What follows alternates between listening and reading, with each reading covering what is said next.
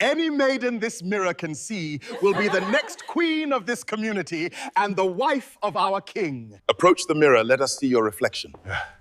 It is blank, my lord. Next. Approach the mirror, let us see if your reflection appears. It's still empty. There is nothing there. You are a maid. You're not supposed to be here. Let her try, since the mirror is still blank. Look at the mirror. It identifies you as the queen, and you are the only one that it can see. The sun over Iguo did not just rise. It seemed to perform for Prince Oena. As the morning mist cleared from the jagged edges of the Udi hills, the village awoke to the rhythmic thud-thud of women pestling yam, and the distant bleating of goats. But at the royal palace, the atmosphere was different. It smelled of expensive sandalwood and imported aromatic oils. Oena stood before a polished bronze shield in his chambers, admiring the man the gods had sculpted. He was tall, with skin the color of deep mahogany and shoulders broad enough to carry the weight of a kingdom.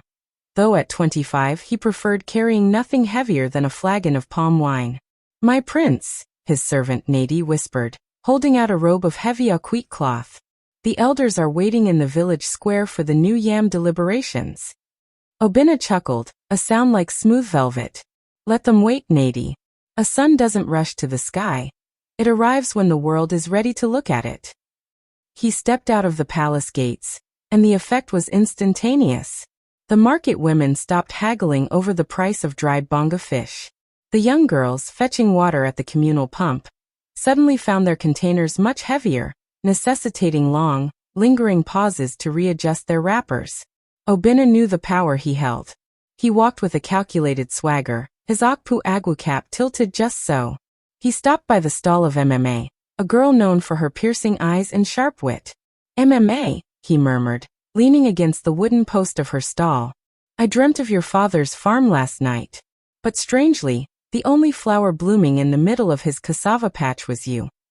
MMA blushed a deep crimson, her hands trembling as she bagged some garden eggs for a customer.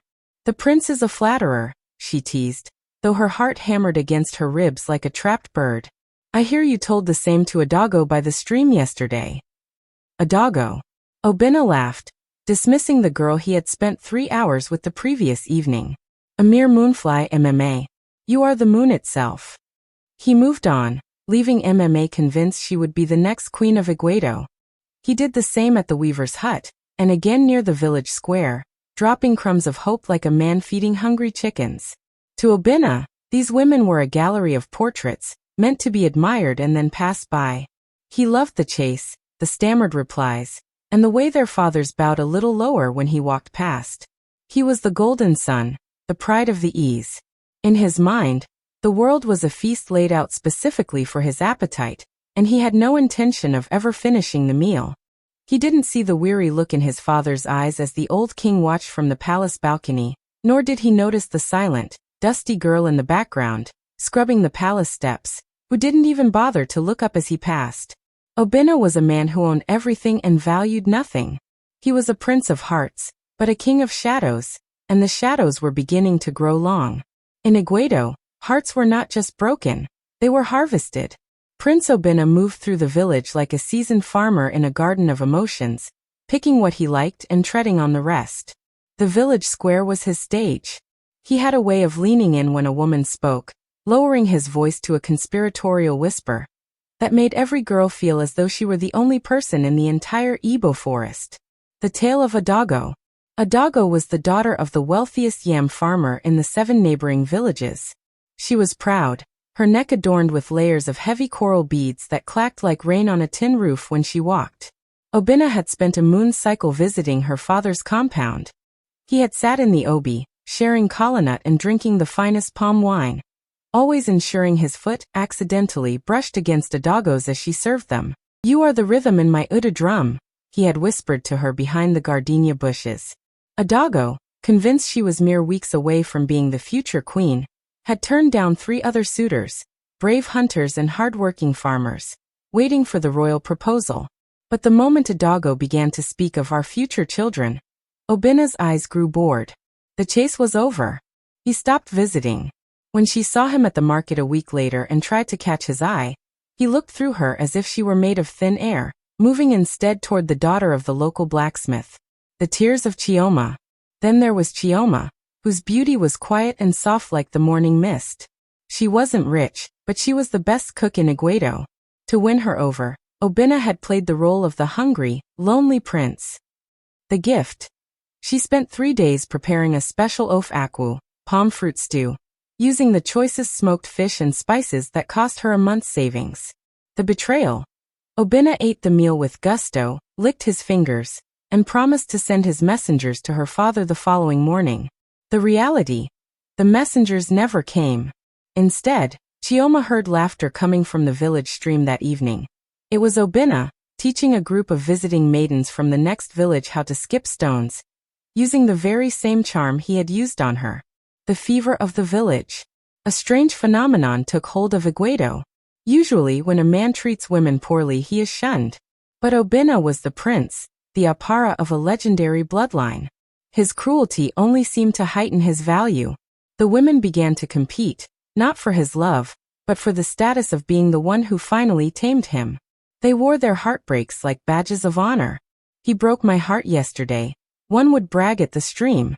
That is nothing, another would reply. He has ignored me for a whole moon, which means he is thinking of me deeply.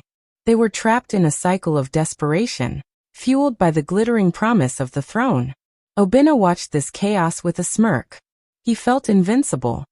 He believed that no matter how many hearts he shattered, there would always be a fresh one waiting for him on a silver platter. He didn't realize that while he was busy breaking hearts, he was failing to build a soul of his own. He was a man surrounded by many, yet known by none. And in the corners of the palace, the elders began to shake their heads, whispering that a man who plays with the emotions of his people is a man who invites the gods to play with his destiny. The king's final breath. The laughter in the palace did not fade gradually. It was severed. It happened on a Tuesday, a day when the heat was so oppressive that even the cicadas seemed too tired to buzz. Prince Oena was in the middle of a game of Akwi with 2 daughters of a visiting sub-chief, his fingers dancing over the wooden board as he boasted about his inevitable victory. Then came the sound. It was not a human voice. It was the ikoro, the massive, ancient drum carved from a single giant irako tree, housed in a sacred shed that only the titled elders could enter. Tum. The sound vibrated through the soles of Obena's feet. The girls dropped their game pieces, their faces turning the color of ash. In Iguo, the ikoro only spoke for 2 things: war or the passing of a great oak. Tum. Tum. Oena stood up, his silk robe snagging on the edge of the carved stool. For the first time in his life, his swagger deserted him. He ran toward the king's inner chambers, pushing past the weeping palace guards. Inside, the air was thick with the scent of burnt herbs and raw grief. His father, Izakanu, the lion of Iguo, lay motionless on his ceremonial bed of leopard skins. His eyes, which had once held the authority of 100 suns, were closed forever. The chief priest Izenmuo stood at the foot of the bed, his face a mask of grim tradition. The great lion has returned to the ancestors, the priest whispered. Oena felt a cold shiver. Then we begin the mourning rites. We prepare the burial. The Izenmuo stepped forward, his eyes locking onto Obena's with a piercing intensity. The burial cannot begin, Oena. The ground of Iguo is holy. It will not accept the body of a king whose successor is a wanderer. Our tradition is as old as the earth itself. A bachelor cannot bury a king. The prince blinked, confused. What are you saying? I am saying, the priest continued, his voice rising so the gathering elders could hear, that the ancestors demand balance. A king represents the father of the land. His queen represents the mother. You are the Apara, the first son. You must take the crown to lead the burial rites, but you cannot wear the crown alone. A heavy silence fell over the room. Oena looked around at the grim faces of the council of Ozo title holders.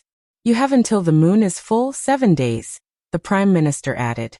If you are not married by the time the funeral fire is lit, you will be bypassed. The crown will go to your cousin, Prince Ikena, who already has a wife and a stable home. And you? You will be cast out, a prince of nothing, while your father's spirit wanders the evil forest, restless and shamed. Oena looked at his father's still hand. He thought of all the girls he had teased, all the hearts he had tossed aside like palm kernel shells. He had hundreds of options. But as the weight of the kingdom crashed down on his shoulders, he realized with a jolt of terror that he didn't have a single soul he could call a partner. The game was over. The funeral drums were beating, and for the first time, Prince Oena was the one who was afraid. The law of the land. The news of the king's passing traveled faster than a forest fire in the dry season. But trailing close behind it was the even more scandalous revelation. Prince Oena had 7 days to marry or lose his birthright. The weight of the crown, which Oena had always viewed as a shimmering accessory, suddenly felt like a mountain of lead. For the first time, he was not looking for a girl to spend a pleasant afternoon with. He was looking for a partner to stand beside him for a lifetime of leadership. The council's decree. The following morning, the Council of Chiefs summoned Oena to the inner palace court. The atmosphere was thick with the smell of old parchment and palm wine offered to the ancestors. Oena, the Onawu Prime Minister, began, his voice gravelly with age. You have played with the hearts of our daughters as if they were pebbles in a game of achi.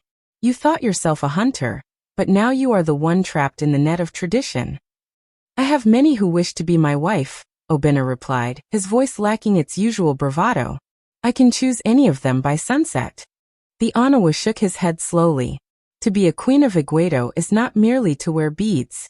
She must be the Oena, the neck that supports the head. She must be a woman of substance, recognized by the land. If you choose a woman out of desperation who is not fit, the spirits will reject the marriage, and your father's soul will remain in the limbo of the unburied. The burden of popularity. Oena stepped out onto the palace balcony and looked down. The courtyard was already filling up. It was a chaotic scene. The aggressive women he had ghosted months ago were now shouting their names, claiming he had promised them marriage. The opportunists. Families from neighboring villages arrived with cartloads of dowry gifts, trying to buy the position of queen before the deadline. The scorned. A group of maidens stood at the back, whispering and laughing bitterly. They knew he was in trouble, and they took a dark pleasure in watching the golden sun sweat. Oena realized his predicament. He had lied to so many women that he no longer knew who was telling the truth. If he chose a doggo, Chioma's family would riot. If he chose a stranger, the village would call him a coward. The silent observer. While the chaos roared below, Chidura, the palace maid, was busy in the shadows of the corridor. She was scrubbing the soot from the oil lamps used during the night vigil. She didn't join the shouting crowd. She didn't wear extra makeup or adjust her wrapper. She looked at the prince briefly, not with the hunger of the other women, but with a flicker of genuine pity. She saw a boy who had everything but possessed nothing. Oena caught her gaze for a split second. For the first time, a woman didn't smile at him or wink. She simply looked at him, acknowledged his grief, and went back to her work. It was a small moment, but in the storm of desperation surrounding him, it was the only thing that felt real. The sun began to dip.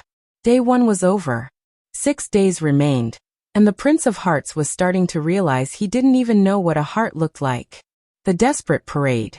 As the second sun rose over Iguo, the palace gates were besieged. The news had settled into the bones of the people. The prince needed a wife, and he needed her now. The atmosphere in the village had shifted from mourning to a feverish, competitive gold rush. The gates of ambition. By mid-morning, the outer courtyard was a sea of vibrant colors. Women who had once cursed Oena's name in the privacy of their huts now appeared in their finest attire. They came draped in expensive Intrica fabrics, their skin glowing with fresh uli patterns, and their hair braided into intricate towers adorned with brass coins. Oena sat on a raised dais, flanked by the council of elders. He looked exhausted. The swagger that had defined him for years was replaced by a hollow stare. Next, the palace herald shouted, his voice cracking from the heat. The litany of promises. One by one, contenders stepped forward. It was no longer about love. It was a high-stakes interview for the most powerful position a woman could hold. Neka, the daughter of the master hunter, brought a leopard skin. My prince, she said, her voice dripping with practiced sweetness. I am strong. I will breed you warriors who will make the surrounding tribes tremble. Adiz, whose father owned the largest palm oil presses, brought jars of gold-tinted oil. I bring wealth, Oena. With my family's groves and your crown, we shall buy the loyalty of the entire region. Amarachi, a girl Oena had once mocked for being too serious, now stood before him with a list of demands for her bride price, already acting as if the keys to the treasury were in her hand. The prince's realization. Oena watched them, and for the first time, he felt a profound sense of disgust. He saw his own reflection in their eyes, not the man he was, but the greed he had cultivated. He had spent years treating women like objects, and now, they were treating him like a prize to be won, a transaction to be closed. Every time a girl stepped forward, he remembered a lie he had told her. I will build you a house of stone, he had told Neka. Your eyes are the only stars I see, he had whispered to Adiz. Now those lies were coming back to haunt him. He couldn't choose any of them because he didn't trust any of them. They didn't want Oena, they wanted the ease. The dust in the corner. In the far corner of the courtyard, near the kitchens, Chidura was busy, while the beauties of the land paraded and preened. She was hauling heavy baskets of peeled cassava. The heat made the sweat bead on her forehead, and her simple wrap was dusted with flour. She paused for a moment to wipe her brow, watching the spectacle with a sad smile. She saw the prince's distress. To everyone else, he was a king in waiting. To her, he looked like a lost boy drowning in a sea of his own making. She didn't approach the dais. She didn't try to catch his eye. She simply picked up her basket and moved toward the drying racks. By the time the sun hit its zenith, Oena had interviewed 50 women. His head throbbed. He turned to the chief priest. They all sound the same, he whispered. Their words are like dry leaves in the wind. That is because you are looking at their faces, Oena, the priest replied, his eyes fixed on the horizon. The land does not care for faces. It cares for truth. And truth is a rare bird in a garden of peacocks. The second day ended with no choice made. The council grumbled, and the prince retired to his room, the silence of the palace feeling more like a tomb than a home. By the dawn of the third day, the air in Iguo was thick with a tension so heavy it felt as if the clouds themselves were weighted with lead. The palace courtyard was no longer a place of celebration, or even a marketplace of ambition. It had become a courtroom of spirits. The council of elders had grown restless. The prince's heart is a sieve, the Anawu whispered to the others. It holds nothing. He looks at these women and sees only the ghosts of his own lies. The sacred procession. At midday, the Izemuo emerged from the inner sanctum of the shrine. He was preceded by 4 young acolytes, their bodies painted with white chalk, the Nzu of the ancestors. They carried a heavy object draped in a cloth of ancient leopard skin and bound with palm fronds. The crowd fell into a terrifying silence. Even the most vocal of the maidens, who had been practicing their royal smiles in small hand mirrors, felt a chill. They placed the object on a stone plinth in the center of the courtyard, directly facing the prince's throne. With a sudden, sharp movement, the chief priest pulled away the cloth. The mirror of the heavens. There it stood. The Ioinu. It was not a mirror of glass and silver like the ones the traders brought from across the great waters. It was a primitive, uneven slab of ancient bronze, its surface dark and swirling with green patina. The frame was carved from the wood of a lightning-struck irako tree, encrusted with cowrie shells and dried kola nuts. This is the eye of the land, the Izemuo announced, his voice echoing off the palace walls. It does not see your beauty. It does not see your father's barns of yam. It does not see the gold around your neck. He turned to the prince, whose face had gone pale. Oena, you have spent your life looking at reflections that flattered you. Today the Ioinu will show us the truth. Any woman who stands before this bronze and is reflected back as she truly is, without shadow, without stain, is the one the ancestors have chosen to sit beside you. If the mirror remains dark, she is but a mask. The first test. Oena gripped the arms of his wooden throne. His knuckles were white. And if it reflects no one? Then the line of Akanu ends with your father's burial, the priest replied coldly. And you shall wander the earth as a man without a shadow. The line of women began to form. It stretched from the palace heart all the way to the village square. There was no more laughing. There was no more jostling. One by one, the ripe maidens of Iguo were called forward. The void. Adago was the first. She stepped forward with her head held high, her coral beads clicking. She stood before the Yuyo Inu and peered into its surface. The crowd held its breath. The bronze remained a dull, swirling green. It was like looking into a pool of stagnant water at midnight. Not even the outline of her nose appeared. Adago gasped, her pride crumbling instantly. She burst into tears and ran from the courtyard, her royal dreams shattered by the silent judgment of the bronze.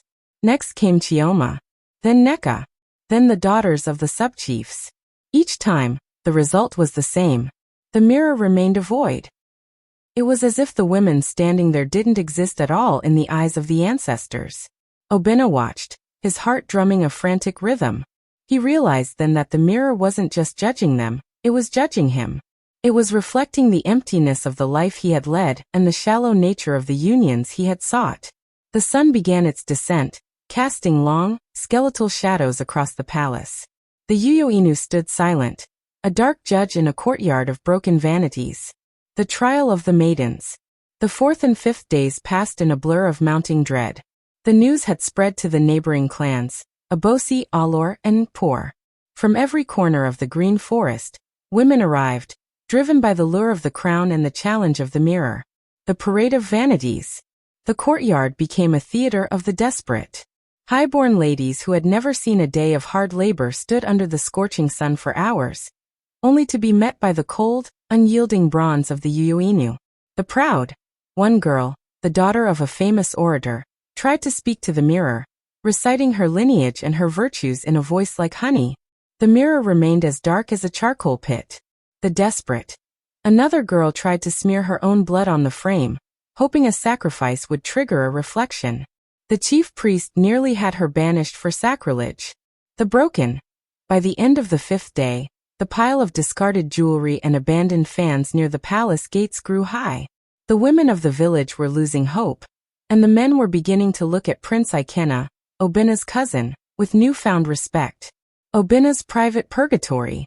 Oena couldn't sleep. Every time he closed his eyes, he saw the dark surface of the bronze. He felt the weight of his father's unburied spirit pressing down on the roof of the palace. He began to walk the palace grounds at night, stripped of his fine robes, wearing only a simple loincloth. He looked less like a prince and more like a ghost. He found himself wandering near the servants' quarters, where the air smelled of wood smoke and fermented cassava. There he saw Chidura sitting by a small fire, mending a torn basket. She wasn't looking for him. She wasn't looking for a crown. She was simply existing, a quiet part of the world that didn't demand anything from it. "Why don't you go to the mirror?" Oena asked, his voice raspy. Chidura looked up, startled. She didn't bow in the exaggerated way the others did. She simply stood up respectfully. "My prince, I am a maid. My hands are stained with the soot of the kitchen and the red earth of the fields. The mirror is for those who seek to be queen. I only seek to finish my work so my mother can eat." Oena looked at her hands. They were rough, yes, but they were honest. For the first time, he felt a strange pang in his chest that wasn't ego or lust. It was curiosity. The final morning. The 6th day dawned with a funeral-like silence. The council of elders sat with their heads bowed. Even the Izenmuo looked weary. The line of maidens had dwindled to a trickle. Word had gotten out. The Yuyo Inu was broken or cursed, and no woman in the land was good enough.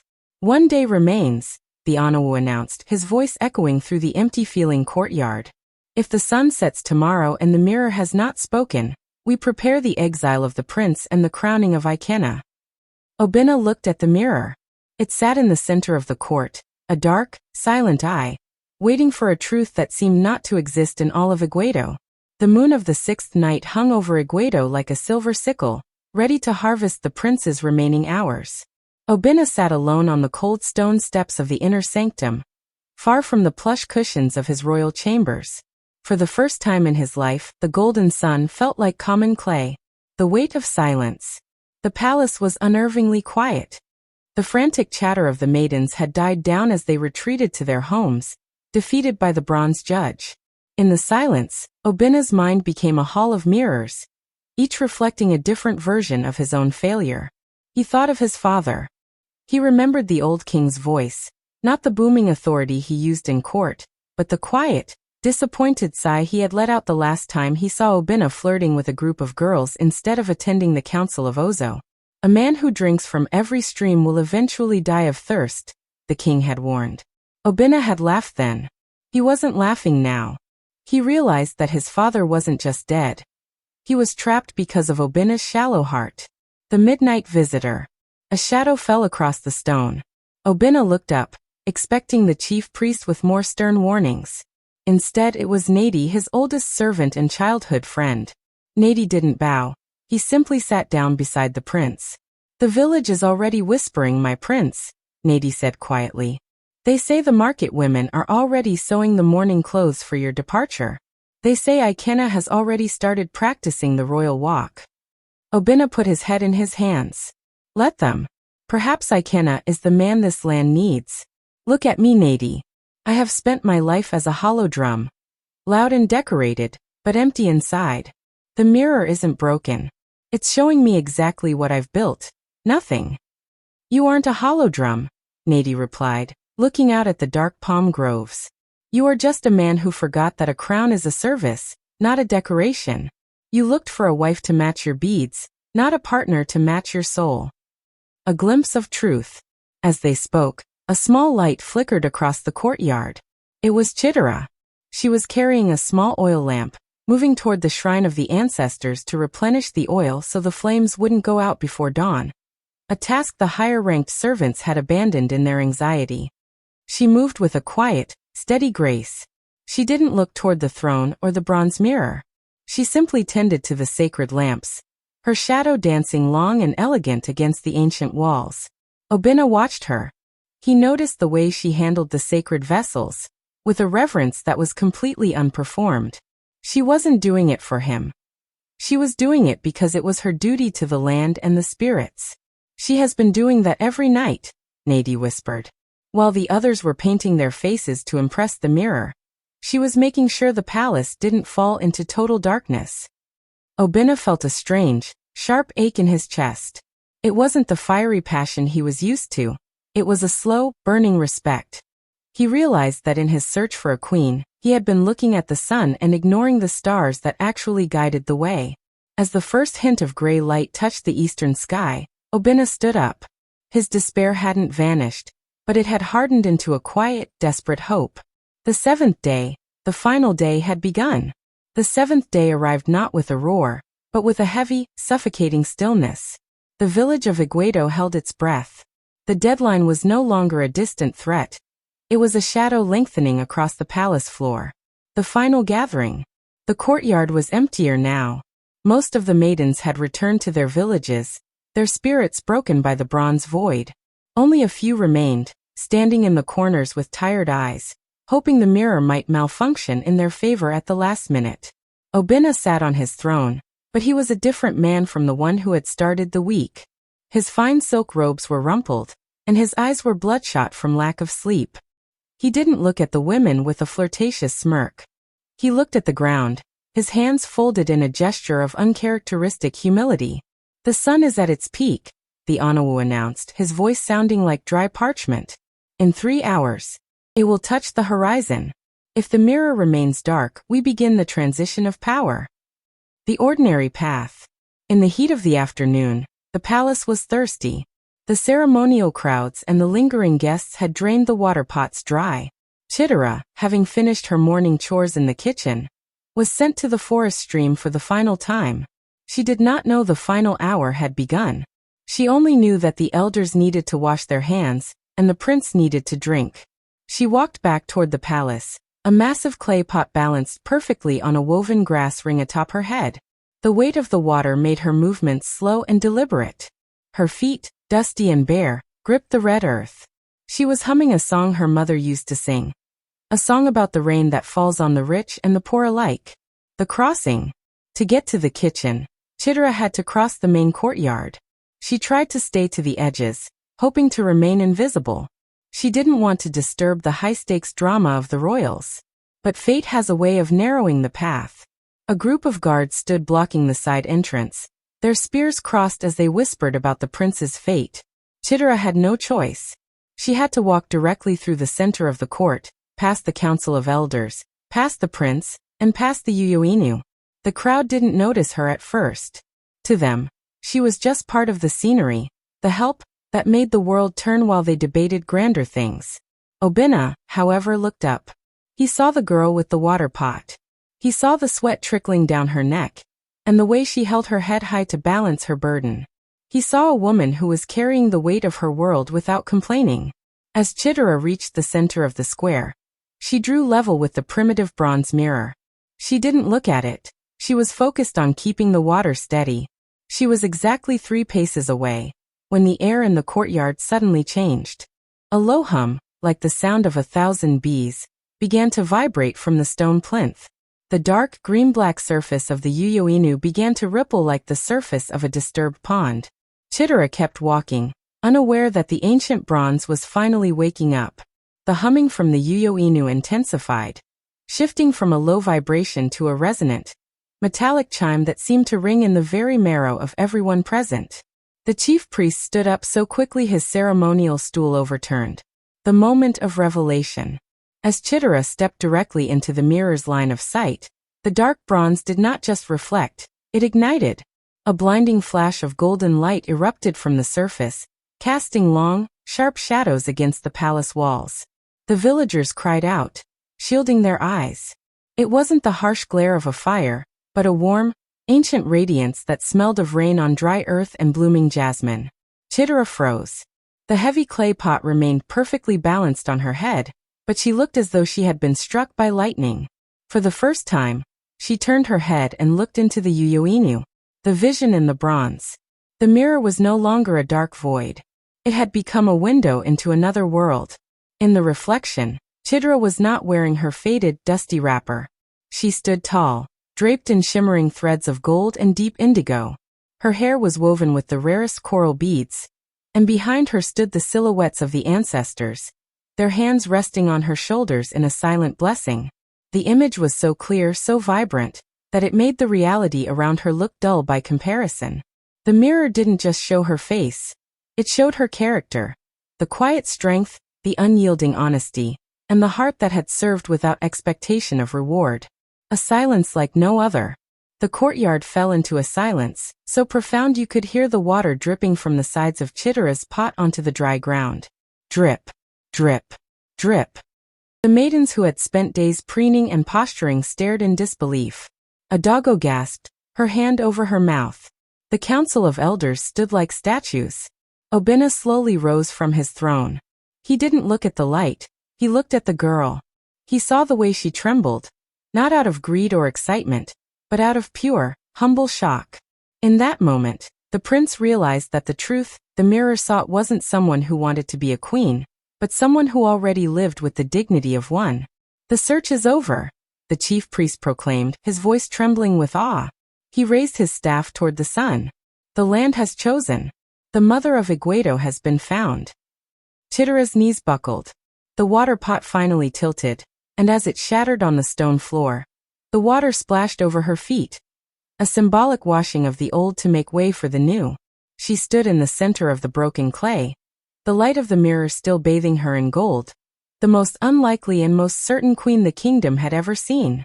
The golden light of the Uyoinu began to soften, retreating back into the bronze, but the atmosphere in the courtyard remained transformed. Chidura stood amidst the shards of her broken water pot, her breath coming in shallow gasps. She looked down at her wet feet and then at the shattered clay, her first instinct still being one of service. I have made a mess, she whispered, her voice small but clear in the echoing silence. I must clean this. The elders will need to pass. The descent from the throne. Oena did something then that no one in Iguo had ever seen a prince do. He stepped down from the high dais, ignoring the red carpet laid out for his feet, and walked across the dusty earth. He stopped just inches away from the wet stone where Chidura stood. He didn't look at her with the predatory charm of his past. He looked at her with a profound, quiet reverence. He saw the dust on her shoulders and the sincerity in her eyes, and he felt the immense weight of his own unworthiness. Do not touch the shards, Chidura, Oena said, his voice thick with emotion. For years I have let others clean up the messes I made. Today that ends. To the collective gasp of the village, the prince knelt. He didn't kneel to the priest, nor to the council, but he knelt before the palace maid. He picked up a piece of the broken pot, his silk sleeves dragging in the mud, and looked up at her. I have spent my life looking for a mirror that would tell me I was the greatest, he said, loud enough for the elders to hear. But I was blind. You were here all along, carrying the water that kept us alive while I was busy poisoning the wells with my pride. The humbling of the court. The chief priest stepped forward, placing his hand on Chidura's head. The gods do not choose based on the height of a crown, but on the depth of the roots. This daughter of Iguo has roots that go deep into the soil. She knows the meaning of Olu, work. She knows the meaning of Ebra, mercy. The maidens who had mocked her in the kitchens now looked away, their faces burning with shame. They realized that their failure wasn't due to a lack of beauty, but a lack of soul. Chidura hadn't vied for the prince's heart, which was exactly why she was the only one who could be trusted to hold it. The acceptance. Chidura looked at Oena. She saw the man behind the prince, the fear, the newfound honesty, and the plea for a second chance. She didn't see a ticket to the throne. She saw a person who was finally ready to grow. She reached out a hesitant, calloused hand and touched his shoulder. Get up, my prince, she said softly. A king does not kneel in the mud. He stands with his people. Oena stood, but he did not let go of her hand. The sun was touching the horizon, the sky turning a deep, royal purple. The deadline had been met, but the victory felt different than he had imagined. It wasn't a triumph of ego. It was a surrender to truth. The Anawu raised his staff. Prepare the coral beads. Prepare the royal wash. The king's funeral can now proceed, for the king's son has finally found his home. The final sun of the 7-day ultimatum dipped below the horizon, but for the first time in a week, the darkness brought no fear. The palace of Iguo was transformed into a hive of sacred activity, the royal transformation. Chidura was led to the inner chambers by the oldest women of the royal bloodline. They washed her in water infused with aromatic herbs and camwood, scrubbing away the soot of the kitchens and the dust of the road. When she emerged, she was no longer the invisible maid. She was draped in heavy, hand-woven aquite cloth of royal blue. Around her neck sat tiers of ancient, glowing coral beads that had belonged to the queens of old. On her head, a delicate crown of silver and ivory rested. She looked into a regular mirror this time, and for the first time, she saw herself, not as a servant, but as the pillar of a nation. The dual rights. At midnight, under the watchful eyes of the ancestors, the marriage and coronation took place. Oena and Chidura stood together before the Ikoro drum. As they exchanged the symbolic kola nut, the village felt a shift in the wind. The flirt of Iguo was gone. In his place stood a king who looked at his wife with a protective, humble devotion that no silk or gold could buy. With the queen now by his side, the burial of Izakanu could finally proceed. The funeral fire was lit, its flames leaping high into the starry sky. Oena led the procession with a steady hand. His father's spirit finally set free to join the ancestors, knowing the throne was secure. The story of the prince and the water carrier became the greatest legend of the land. Oena became a wise king, for he never forgot the day he knelt in the mud. And Chidura? She remained a queen who walked among her people, ensuring that no one in her kingdom ever went thirsty or unheard. The Inu mirror was returned to its sacred cloth, its work done, waiting for the next time the truth needed to be dragged into the light. If you enjoyed this journey through the traditions of Iguo, like this story if you believe that true beauty comes from a heart of service, share it with others who need a reminder that their current dusty situation doesn't define their royal destiny. Subscribe, follow, for more authentic African tales, legends of old, and stories that touch the soul.